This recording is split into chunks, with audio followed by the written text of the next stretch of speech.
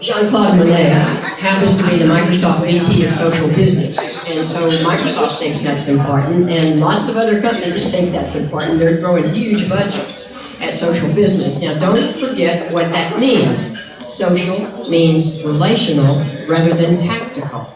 Can it be measured?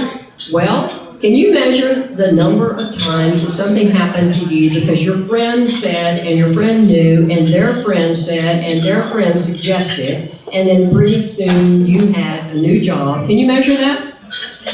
That's social. It does have measure, but hardly anybody until now started keeping up with the metrics. Who you know and how you act and who trusts you ever got measured. But actually, it's been measurable forever, and that's how all good business has taken place. And we had a customer support person, I think, here. Speaking of what you do yourself, carving out your own way to be your own best-led person, and that's where it all comes back. But it's really interesting to me, and the reason I have this up here has to do with social business.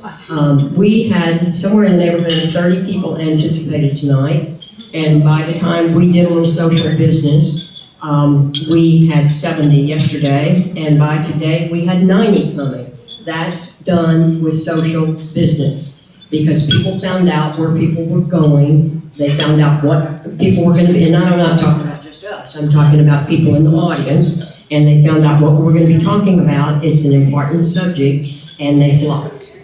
So that's just one small example, but we could go on and on and on, and it would be really interesting, Susan, if we could compile a list of companies that are social business involved and savvy, and that will give them a corporate kind of template. I can also provide a list of companies that I don't have enough direct experience with every single one, but I can give you some ideas of what the perks are offered by progressive, proactive companies of all sizes right now that people inside them tell me they're really happy working at. And I've got that created, and I think we could create the corporate list.